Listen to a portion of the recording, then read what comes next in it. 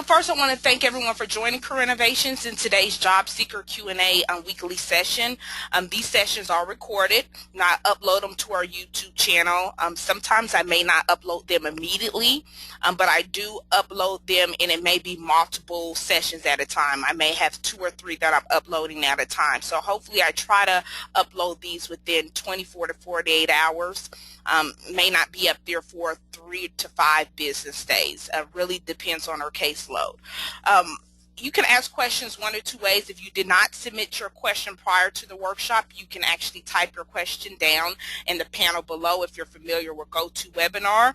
If you have your auto code or auto pin, you can raise your hand. That means I can unmute your mic and you can verbally ask your question. Either way, questions are held until the end of I do about 15-20 minutes general overview of some of the questions. Many questions will be answered in my overview, and then I open the line up to get more direct specific questions that may have been asked again prior to the workshop.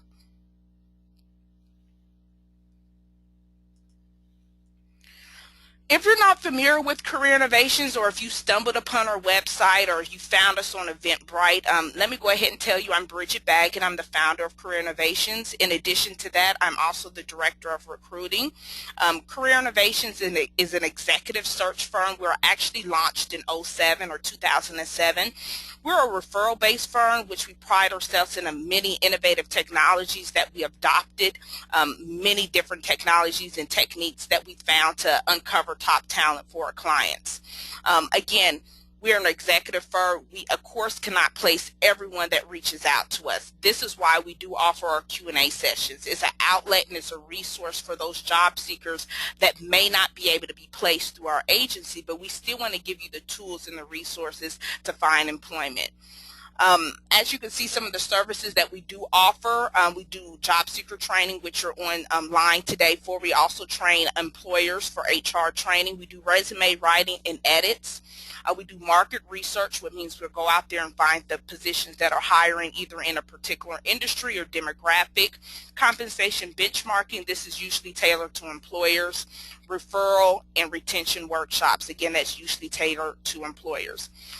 The quote of today is, I cannot teach anybody anything. I can only make them think. And also another quote that I've used in a past workshop, because I think the title fits this. You know, you're planting seeds for success. And I say, don't judge each day by the harvest you reap, but by the seeds that you plant. And I really think that's a great quote, because many people, or many job seekers, I should say, are sometimes looking for instant gratification, and they're looking to find that job yesterday. You know, so you definitely want to take in consideration this is a journey. You know, this is not something that you may, you know, that a job may just fall in your lap overnight. So this definitely is a journey, and you also want to take it as a journey, because you don't want to find yourself doing this every other year. You want to be able to find not a job, but a career that you can grow with and potentially develop and retire with, you know, if not in the same company, but at least in the same line of work or industry. Okay, so let me first talk about the seeds. You know, what do you want to plant? What are the requirements? How will you nurture your seeds? How will you add value to your network? And how will you share the benefits? Many of the questions that I received were either they weren't getting callbacks, they weren't getting interviews, you know, some were not even applying to the right positions. You know, I've reviewed resumes that people have sent to me, and they ask flat out, you know, why am I not getting the interview? And then I asked, well, what type of positions are you applying to? Some of the positions that I can really see do not align with the experience that they can bring to the table. So you definitely want to make sure that you are not only applying to the jobs that you can actually do, and you have a track record that you can show potential employers, but you also want to start building relationships. You know, so you want to look at how are you going to build relationships, how are you going to bring value to an organization. So I put this slide in here. I have used this slide before, but I really think that this is something that really needs to be said. You want to see how you're going to add value, not only to the company, but to anyone that you're networking with. What are you going to bring to that relationship? And we're going to talk a little bit more about that as we go through these slides. Planting seeds for success. Build a relationship for a lifetime. You want to nurture with consistency, and you want to share the fruits of your relationships. The first goal is to get your attention of the prospect that you're actually reaching out to. You may not know nothing about the company or even the hiring manager, but this is your chance to start building relationships. Many people, or should I say too many people, are relying on job boards or relying on online sources, which is fine, but this shouldn't be your only or your first line of defense. You should also be getting out there, nurturing and building relationships on an ongoing basis, which means even when you land a job, you still should be keeping in touch with the people that you've reached out to in the past. This is actually critical. You have to have that consistency in there. The last thing you want to be known as is a person that reaches out only when they need something. And that's what it becomes when you find something that you want or that you need for the time being, and you never reach out or talk to that person again. So if you find yourself in that same situation, people remember that, and I've had people reach out to me for assistance that I haven't talked to for 3 or 4 years, or my last placement with them. So you definitely want to make sure you're building those relationships, and you want to share your leads.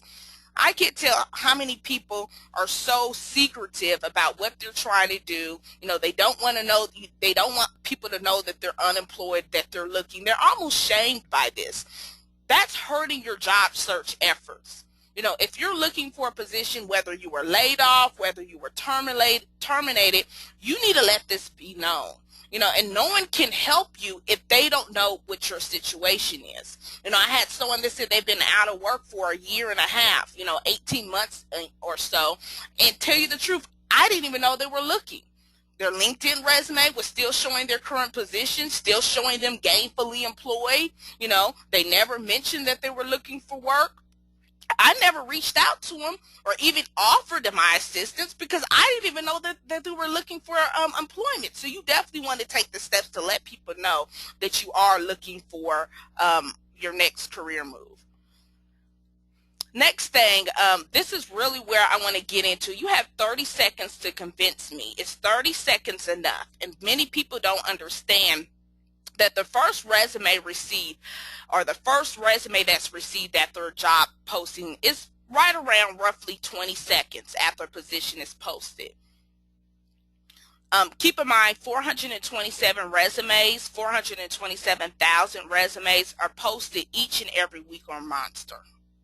Now, this report actually came from Monster. This should tell you that you have competition. And this statistic actually was coming from BeHiring, and they actually said that 250 resumes can be received for each corporate job opening, which means that you may be competing with 200 to 50 on average. It may be more, it may be less, depending on how in demand your position or your industry is that you're competing with. Next thing I think that many people need to know, and they ask the question, why aren't they getting interviews? You also have to understand the hiring funnel.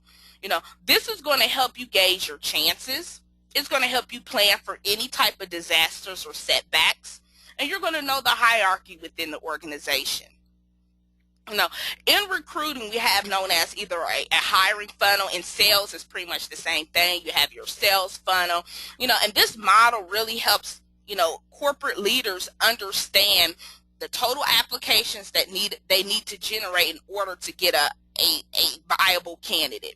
So they know, how many people do I have to interview before I actually make an offer?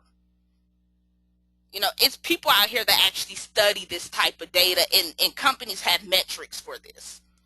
So what I'm telling you, that you also have to gauge your chances by actually looking at some numbers, and realistically, how many positions have you applied to before you got a call back? How many positions have you applied to before you actually got a phone screen or phone interview? How many positions did you have to apply to get a face-to-face interview? You want to know your ratios as well, so this won't be any surprise to you. Plan for disasters means that anything can happen. You can be in the middle of the hiring process or in the middle of the interview process, and they may say, Mr. John Doe, this position has been placed on hold. It's happened. We're now undergoing a hiring freeze, or we're now, reorganizing the organization. We're going through a merger. Someone just bought us out. There's a lot of things that happen that you have to plan for that actually have to happen when I've recruited. You have people that, I've talked to a client, we're ready to go, I'm pushing them candidates, then all of a sudden they say, hey, Bridget, let's hold off on this position. We got some things going on, or maybe the budget, we might have to wait till the third or fourth quarter. The budget for right now is not up to par. So, there's a lot of things that happen, and you have to be prepared for those setbacks. You also want to know the hierarchy of the company. And what I mean by that, you need to know who's those hiring managers, who are the people that are going to be a part of that hiring process. And guess what? 9 times out of 10, it's not going to be HR. The recruiter or the HR manager may be doing the phone screen, but the person that actually is going to make that hiring decision, depending on how large the company is, maybe a department head, maybe a director or a VP. So you really do want to know how your organization is structured, or the company that you're interviewing with, how are they structured? Who is the chief in command? Who is the person that you're going to be reporting to? This makes a world of difference when you go to the interview process. Another thing that you have to be aware of, in another way that a lot of people aren't getting callbacks or interviews, they either have a weak online presence, their resume, which means falls under kind of the same bracket. Either their resume is weak, you may have a weak resume, and I may have to go online to get clarity on something that you have in your resume. Guess what? Your LinkedIn profile's not filled out. Or for the job that you've been at for 15 years, you only have 2 sentences. So you're telling me your 15-year tenure, you can only come up with 2 sentences to tell me what you did there? So a weak online presence, a weak resume, and I say no wingman or co-signer. What I mean by that is you have no one endorsing, not so much on LinkedIn as far as endorsements, but you have no one endorsing or co-signing on your abilities. I'm telling you, a lot of jobs now, a lot of business and a lot of jobs are made by word of mouth. I have people that know someone that knows someone that knows someone that just got hired on the spot just because they knew someone that they knew. They were in the same circle, they were in the same organization, in the same association, and guess what? It was a relief for that hiring manager because they didn't have to go through 500 resumes. They felt that this was a time saver to offer this position out to someone that, had a report or someone that was credible co-signed on their abilities versus them having to shift through 500 resumes.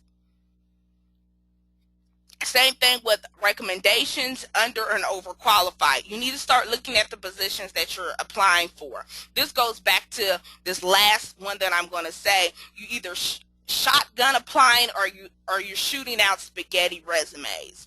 And I use a lot of terminology because I try to make it relate to real life things.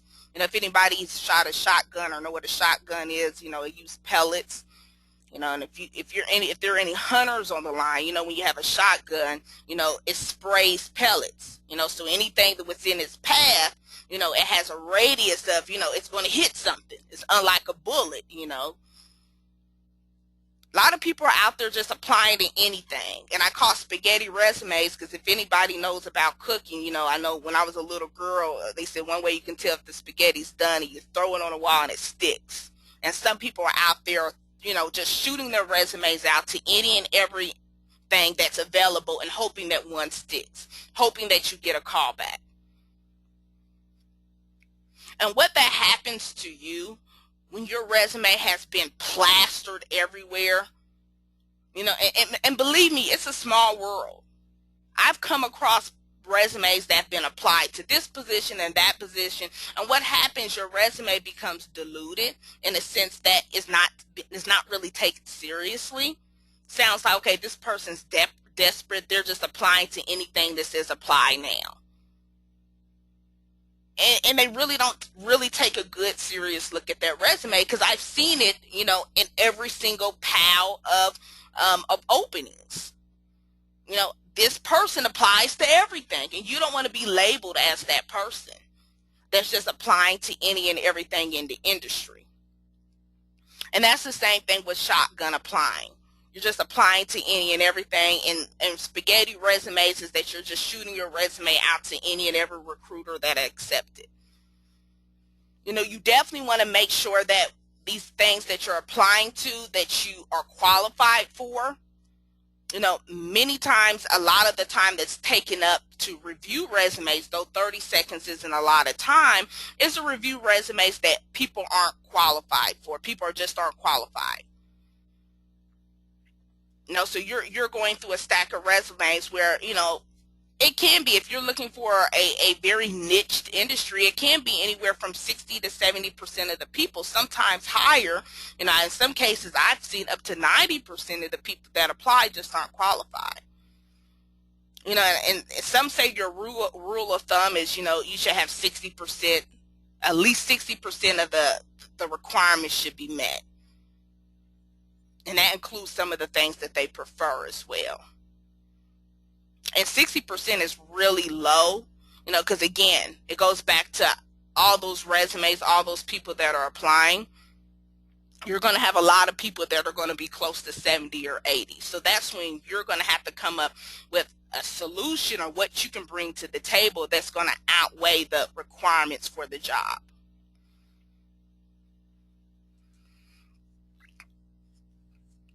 And so you're probably asking, in those 30 seconds, what are employers looking at? What do they look at when they look at your resume for the first 30-second review? First 30 seconds, they're looking at your job titles, the companies that you work for, your education, and your start and end dates. This is me. I'm just talking from experience. I'm speaking from experience. There may be recruiters out there that say, I don't look at this, but 99% of the time, these are the 4 things that they're scanning in that 30-second window. The job titles you had. And not only the job titles, they're actually looking for accomplishments. What value did you bring to the organization? They're also looking for companies. Have you worked for a competitor? If it's a startup company, they may be, exclusively looking for startup experience. If it's a consulting company, and I have some that actually are some consulting companies that, have in their job description, must have worked for the big 5.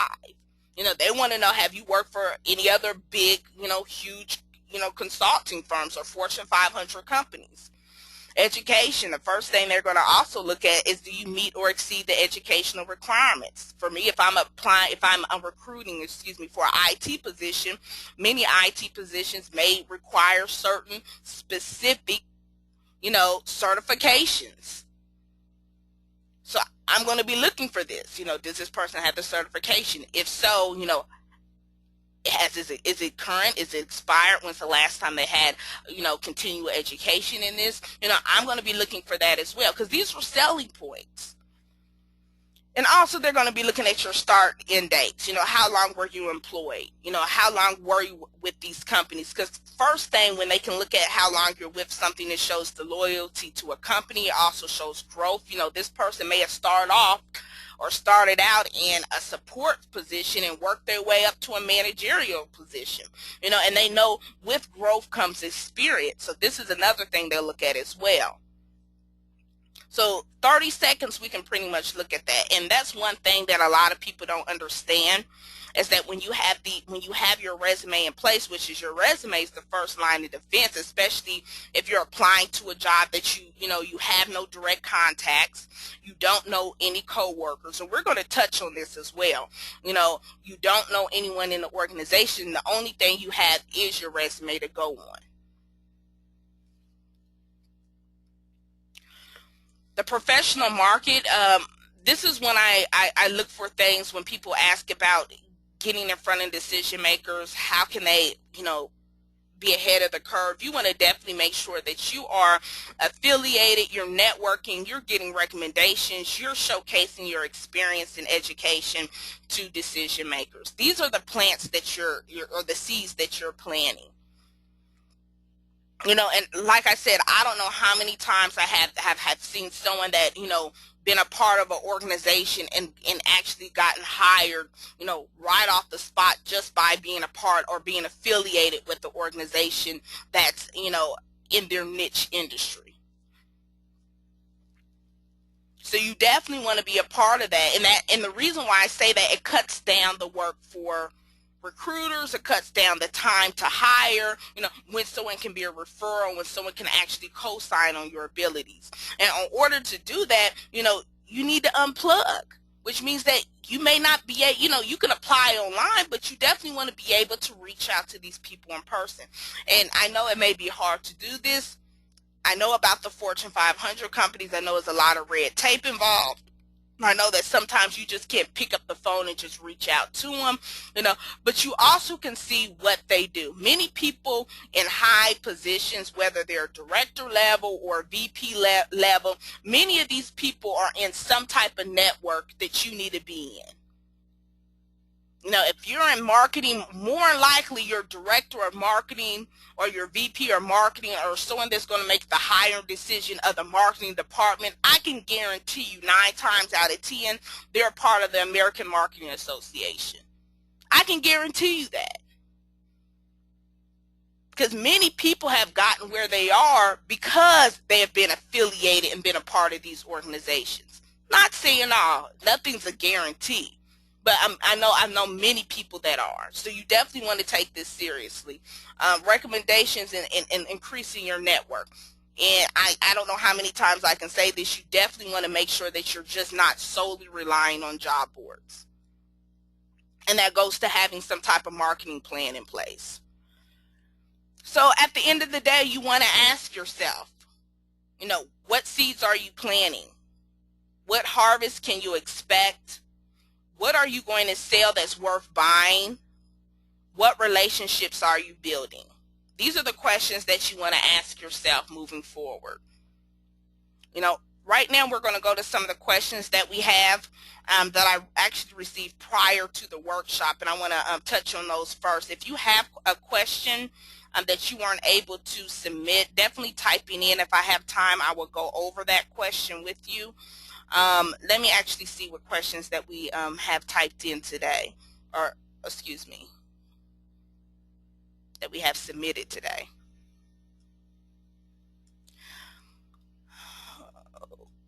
Okay, I have someone that said, I recently moved to the U.S. I'm a legal permanent resident. Looks like a Massachusetts. My degree and work experience is from a foreign country. Should I mention in my resume that I'm able to work without sponsorship? The answer to that is yes. Nothing's wrong, especially if your resume is saying otherwise. Don't get me wrong, there's a lot of people that just assume, and their assumptions are wrong. So to put clarity on there, I've seen resumes that they may have experience out the country. You don't know, kind of iffy. They'll put under their name with their U.S. address, they'll have United States citizens or, permanent resident or do not require sponsorship. Whatever you need to do to make that very clear. There's nothing wrong with that. There has been cases that people do speculate. If I saw a resume with, no U.S. experience on it, many may assume, is this person even in the U.S. or are they legally authorized to work in the U.S.? Will they require a visa or sponsorship? These are the questions that may be going through the HR manager's head, and especially if they're not able or capable or economically or financially able to sponsor someone, that may be a reason why they may not contact you back, especially if they can't sponsor someone and they're just assuming that you may need sponsorship. So definitely, if you need to make that clear, I would put that on the resume. And I've seen candidates put U.S. citizen, permanent resident, no visa required. I've seen people put that on their resume because they've actually run into situations where managers or recruiters or other people may assume that, oh, this person may need sponsorship. So it won't hurt if you put it on there. In fact, it may actually help. I have another question. What should a cover letter demonstrate? How can you use a cover letter to differentiate yourself? Now, if you're using a cover letter, first, a cover letter should be a warm introduction of yourself. Many people use cover letter to either elaborate on accomplishments that they have on their resume. Some people may have so many accomplishments that they weren't even able to put in their resume, and they actually elaborate that through their cover letter. That's what your cover letter's for. I like cover letters that are in bullet point format, which means they may have a first paragraph or a couple sentences doing a quick introduction. It goes into what they've done, and they actually list their accomplishments in bullet points. That to me is a better and an easier read. I like things that actually are separated, especially when you are trying to differentiate yourself. No one wants to have to what should I say, dig through, a paragraph, or, your accomplishment is somewhere hidden in paragraph 4. No one wants to have to do that, and yet, many aren't going to do that. So I definitely would use that. And the way to differentiate yourself is to, sell your solution. And that's why I tell people, and if you've heard my past workshops, a solution is, what are you going to bring to the table that your competitors or the people that you or the organization's competitors haven't done. How are you going to bring value to the organization? And how you do that is, be able to show your track record of what you've done for other organizations, whether it may have saved time, may have saved the company money. You may have incorporated or implemented a different type of process or streamlined a process. Whatever you've done for the organization, you definitely want to highlight that as a solution. You also want to see how this solution that you've done for other organizations can be incorporated into theirs. So that's something that you want to look into, how to be able to differentiate yourself. Have someone that says, how can you add additional training and classes to my resume to sound appealing to possible employers, even though they're only seminar, webinars, or classes versus a degree? And I really urge people to put their educational exposure. It doesn't always have to be a degree. It doesn't have to be something that you got from a brick and mortar, educational institution. Education to me can be any type of training, whether you went through to a symposium, or you went to a conference, or you signed up for that course that offered continuing education units. Education doesn't have to be just a degree. And how you add this under your resume, you make a section for it. On my resume, I have a section for continuing education, and that's what it's labeled. It's called HR continuing education, and under that section, I have all the things that I've done outside of my degree, which it may have been, going to different seminars, working or completing a certification, even conducting my webinar workshops as well. I put that on there, and I create a section for that. So that's what you would do. You would just create a section dedicated to continuing education. Under there, you can put your seminars, your webinars, your classes, anything outside of, your degree that you may have gotten. You can add that under there as well. But I wouldn't label it continuing education then. I would label it education. But I would have a, and it sounds like if you have a lot of continuing education, it sounds like it would need its own section. So I hope that answered that. I have another one. How would you say, I would like to make a career change. I'm overwhelmed with the idea, having interest in 2 different areas. If you're making a career change, you first want to look at, what are your transferable skills? How are you going to stand out against someone that is currently in that industry that may already have 10 or 15 years under their belt. You also have to take in consideration when you do make this career move, especially if it's a career move or an industry that has, nothing to do with what you're currently in. You have to be willing to look at, any type of economic factors that may come into play, which may mean if I'm in an industry that I've worked up and been in for 10 years and I'm either at a managerial or director level, am I willing to take a pay cut to get in an industry that I have no experience or exposure to? Am I willing to take an entry level position and build myself back up? Or are you willing to do this simultaneously? Which means that, are you really willing right now to say, hey, I'm not ready to make this move, but I can still start building that and start exposing myself to that industry, so that way I'll have at least exposure and have something to put on my resume that's going to be relevant to that industry. And I know a lot of people that they may, work their current position or be in an industry that, really may not want to be in, but they stay in that industry, and in the background they're still either going to school for, something totally different, networking in an industry that, may not be related to the one they're currently working in. So you can do it that way as well if you're not in a particular, in a particular place to just make that move. But you definitely want to look at some of the factors that are involved in making a career move, and you shouldn't overwhelm yourself.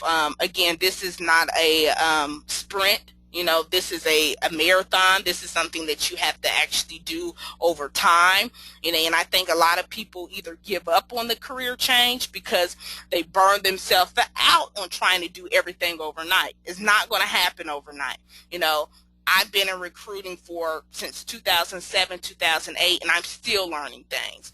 So it's 2014, and by far, I couldn't say that I know everything about recruiting, because everything is changing. But I came from an IT background into more so of a human resource background, and I'm still learning stuff 7 years later. So it's a journey that you have to take, and you have to ask yourself, are you willing to do it?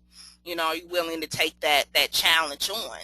And you definitely don't want to burn yourself out, and not only that, have this start to reflect in your current industry or your current job, on trying to do, too much too soon.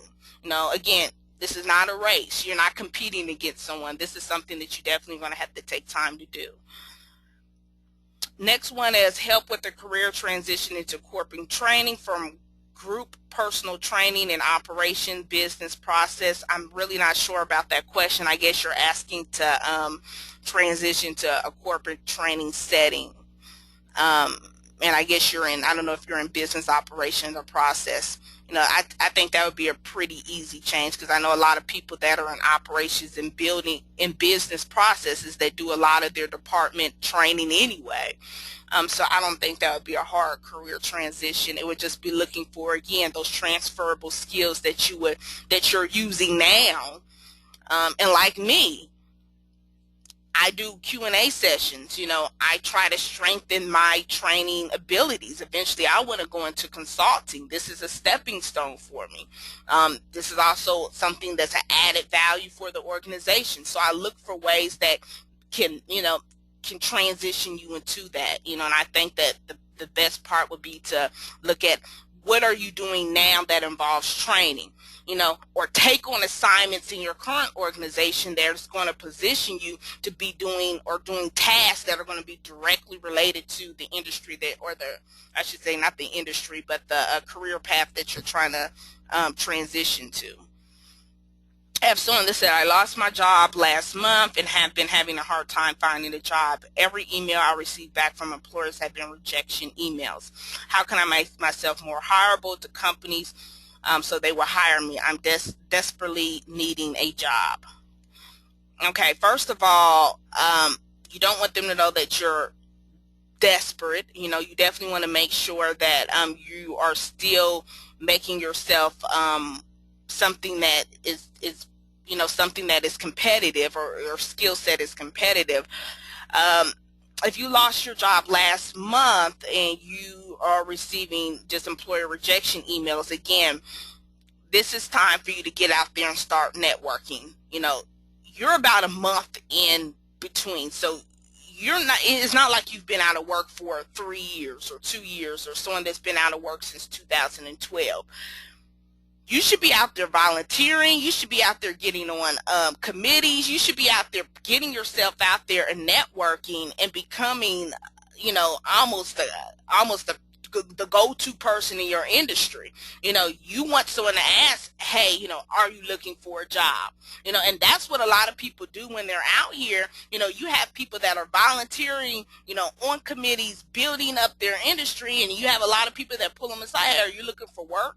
And you want to also put yourself out there that you're actually trying to find a job. It sounds like, I don't know, if you're just relying solely on job boards. I don't know if you're out there really networking, shaking hands, getting business cards, following up. That's the key word, following up. There are a lot of people out there that just doing that, collecting business cards. Are you following up? When you are looking for a job, you should be up every morning as if this is your job. You should be making cold calls every morning, which means that you should be reaching out to decision makers before lunch. You shouldn't be following up with me after lunch or between the hours of 3 and 5. And I know a lot of people do that.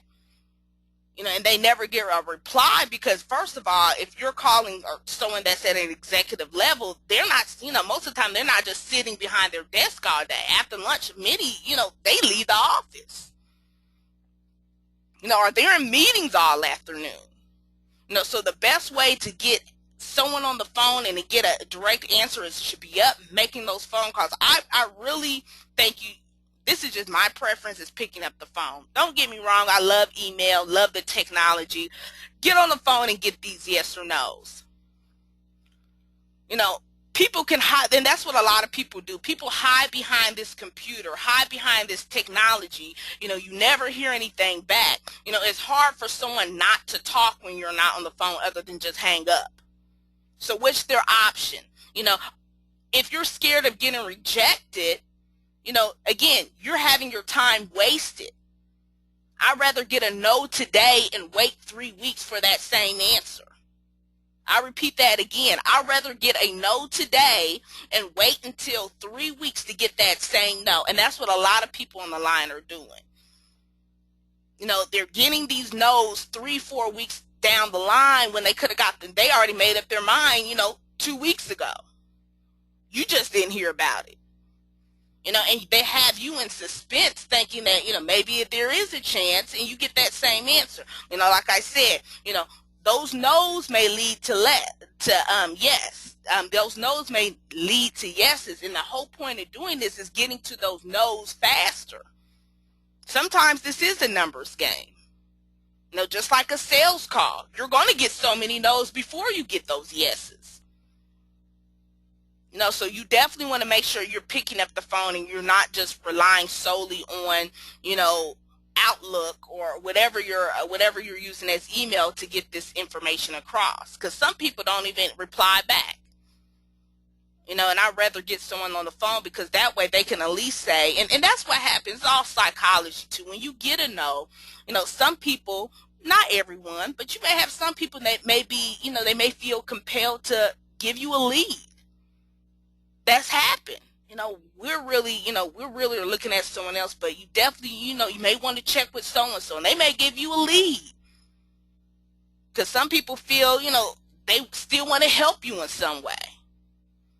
You never know, but, a lot of people just want to just get that answer through email, and people get that cookie cutter email saying, thank you for applying, we failed to regret that we have gone with someone else.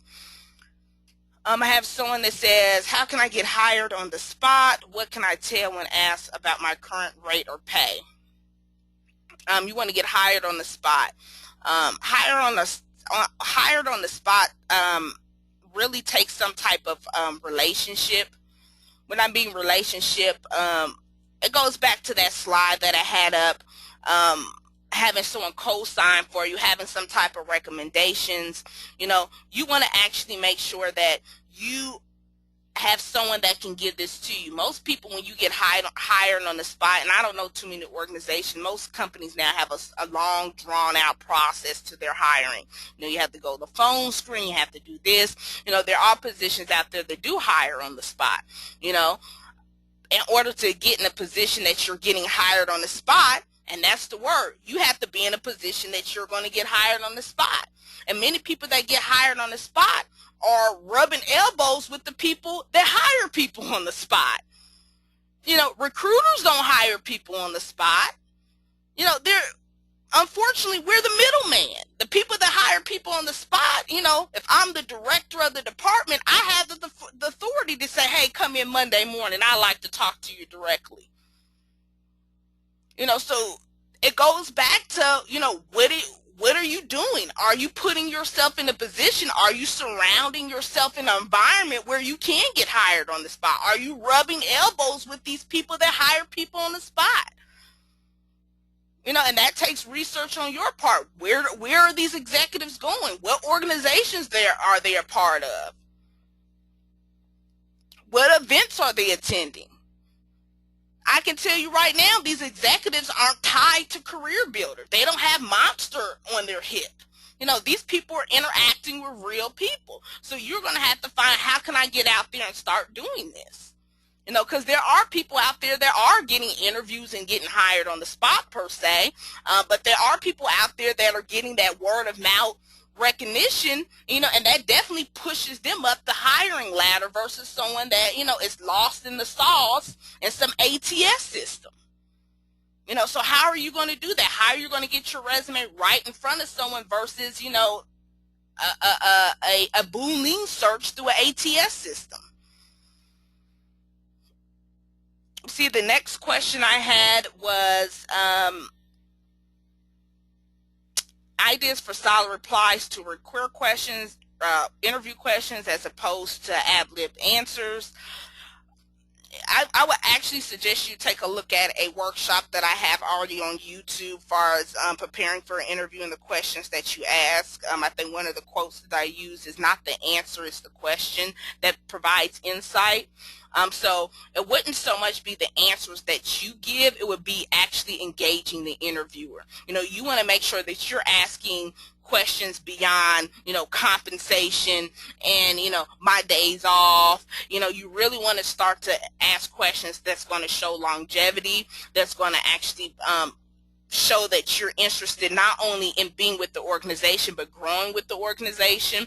One of the questions I can think offhand that I've actually shared with other workshops is, you know, where do you see this position in the next 5 years? What role does my position play on a department level? You know, what do you want to see in the first 90 days to 12 months from now? You know, these are the things that you want to actually have the interviewer think. You know, most of them will already have the questions, their answers readily available. But you also want to show that you're looking beyond, you know, how much does the position pay, and, you know, and just the same typical questions that everyone answers. In fact, you should be sharing things that they may have not have thought of. When I think of someone, if someone came to me and was rattling off my competitors and how they can, you know, and how they can bring value to the organization, and, you know, and share some of the weaknesses that, you know, my competitors have versus the strengths that the organization has, you know, to me, that's telling me that you've not only done your homework, that you know, maybe can provide solutions for the organization. You know, that takes more than just, you know, looking at their website at the About Us page. But for some people, it's too much like work to do that. You know, but I did have someone that was a sales position that was able to sit there and tell them, hey, I already, you know, they knew their competitors in the Midwest region. They knew their competitors in the West region. They knew them in the Southeast and Southwest region. Not only knew the competitors, they knew their numbers. They knew the strengths of them. They knew that, hey, they had this line coming out this quarter, you know, which really may take a hit to you guys' sales. They knew all this stuff. The employer was impressed. You know, so, and they also gave them ways that they can strengthen the company's weaknesses towards their competitors. So you definitely want to not only focus on how can I give answers that are going to meet the status quo, you want to also be able to give insight and show that you are an educated, informed person, not only of the industry, but of the organization. I have someone that says, how should I network with people that I intended to get into the company? I guess you're asking, how do you network with people at the company that you're intending to actually get in? You definitely, when you start networking with people within the organization, and like I said, this also goes to when you're applying to a job at a company, think that you're a perfect fit, and I've talked about this in past workshops. You may want to actually go out and look at people that are currently in that organization. How do you measure up? If you're applying for a position, believe me, they already have someone in that company doing that position. See how you measure up to the people they already hired. That to me is a control. Is something that you can compare yourself to. Why? Because they already got the job. It's something about that person that got them hired. So use them as a benchmark. Look at their past, history. Look at their past companies they've worked for, their education, the people in their network, the associations that they're affiliated with. These are things that you're going to have to do, to figure out, yeah, this is a part of company I want to be with, but also people that you could connect with. Start networking at the places that the people network with. That's how you can, actually start rubbing elbows, not so much with the hiring managers, but at least with the co-workers. Again, it goes back to having that co-signer, having somebody to be able to vouch for you.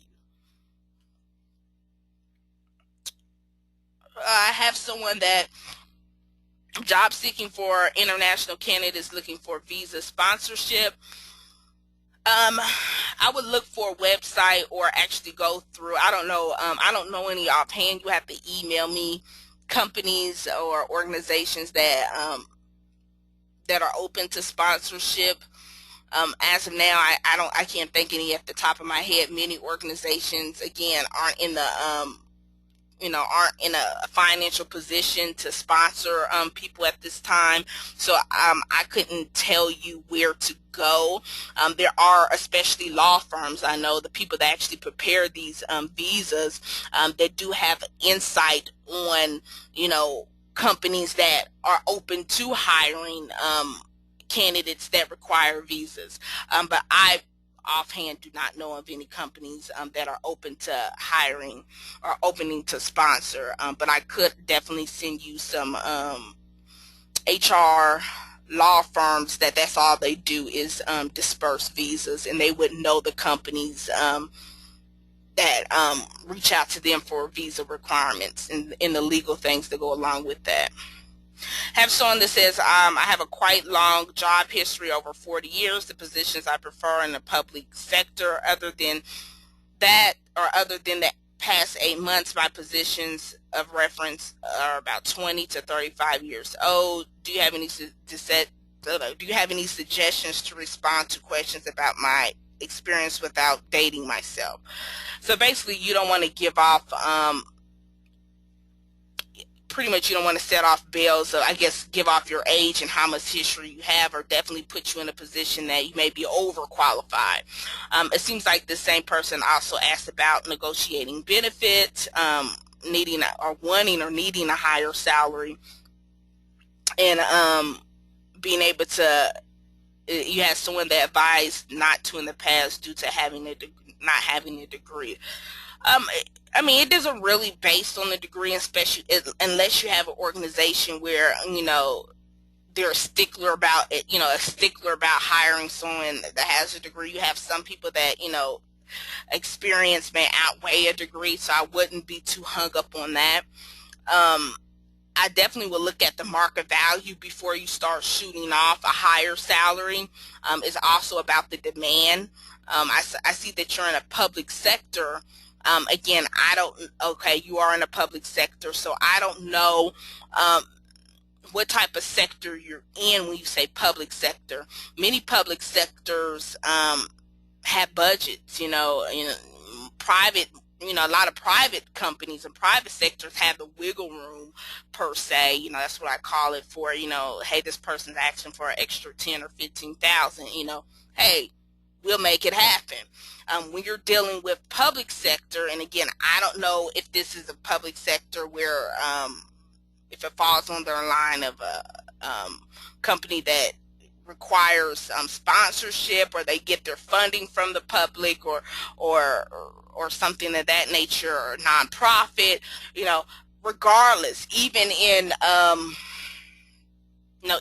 education or any other public sector, they have brackets, or grades, and how much a person can get paid, and you have to fall under a particular grade to get that money, not because they trying to hold back, as many of them have budgets. We just can't pay any and everybody anything they want, because we only get a certain amount of money, and this money has to get us through XYZ. We've got this much money that, so it's really, that's why I said you may not have the flexibility of just being able to do that so much as you do in the private sector. Not to say it can't be done, but I know that, especially, I know I was recruiting for a school that that was absolutely it. This is all that we can pay. There's no wiggle room, and they were very direct with that as well. So if someone wanted more than that, they had to overlook them, because they couldn't make it happen. Not because they didn't think the person was great, they just did not have the money. So that's how it can be as well. So far as negotiating benefits, I would be upfront about that. I wouldn't shortchange myself, but I definitely would. Again, this goes back to doing your homework, seeing how much that sector is paying for your demographic with your experience. You definitely want to look into that before you start shooting out numbers that may not align with what the market is paying right now. Regardless if that's what you want. I know some people that, they made XYZ and the market shifts and change, and, they make a career move and they're not getting XYZ anymore. Not because they don't deserve it. Sometimes the market's not paying that anymore, so especially if the demand of the position may not be as high as others. So you want to look at that as well.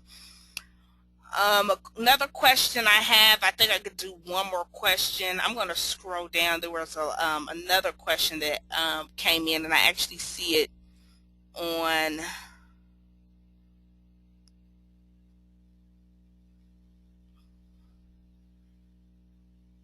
I think I asked about,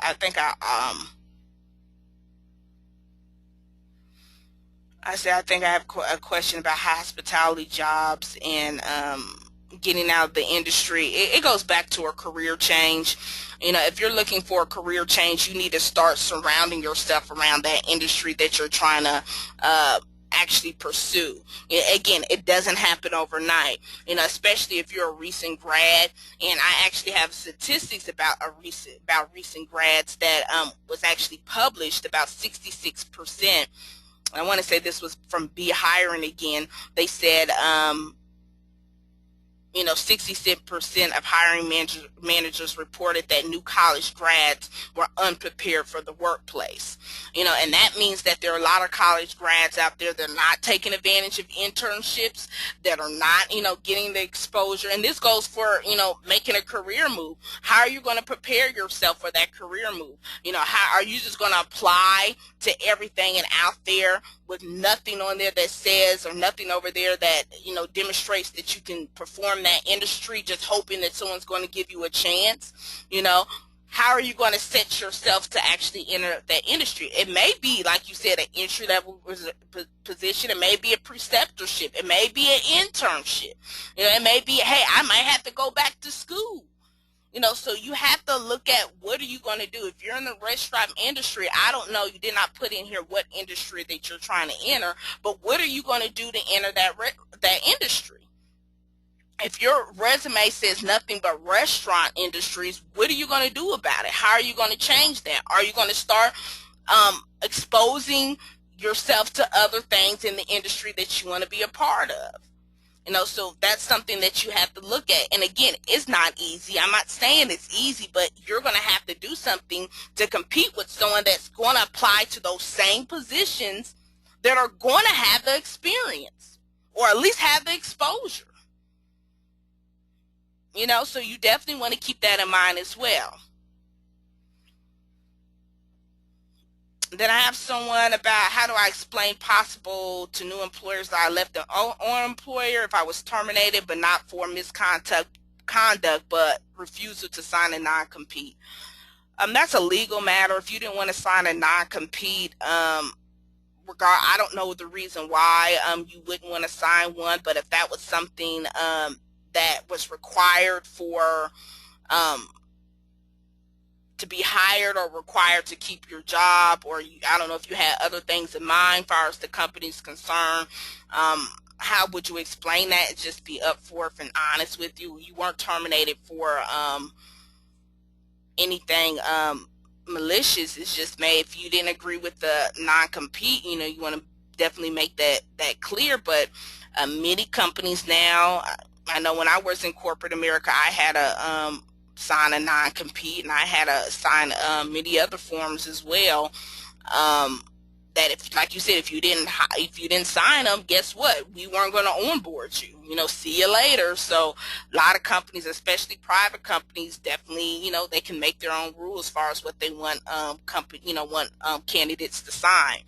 So I would just make that clear in there. And I don't know if this was non-compete was given to you in the middle of your employment, or maybe you were, I don't know if you, again, it's not clear if you were working on something that was confidential and they said, hey, if you're going to take on this project, you have to sign a non-compete. I don't know what the situation was, but that will be something that comes up if an organization asks, why were you terminated, or why did you resign, or why did you part ways. You definitely want to be clear on what that was, because they can find out, especially if they call the organization to find out why you were terminated, or talk to a past employee or past manager or whatnot. They can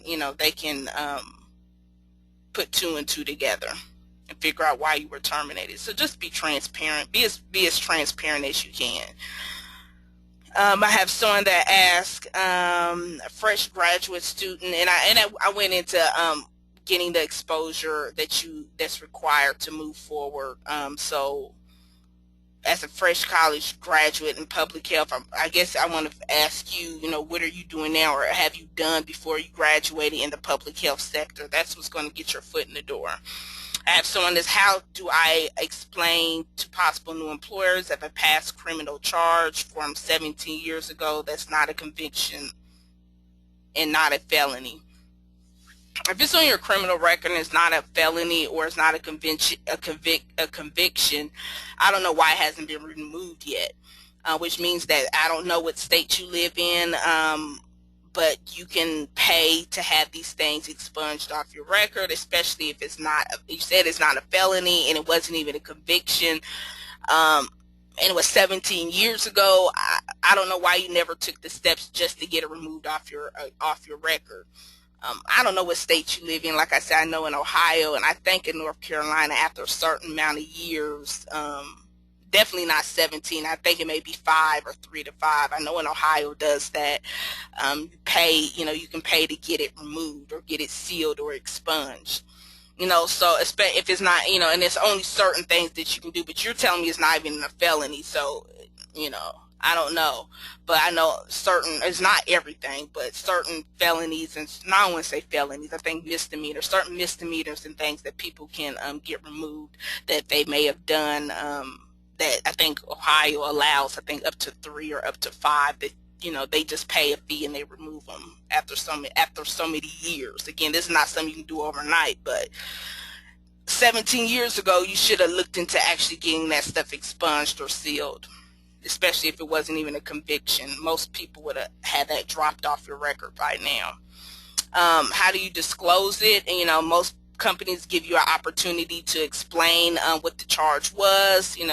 I would explain, like you done to me, that it wasn't a conviction.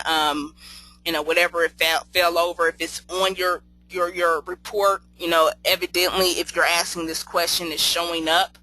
And it will become a topic of discussion if needed, if it's something that they think that would jeopardize,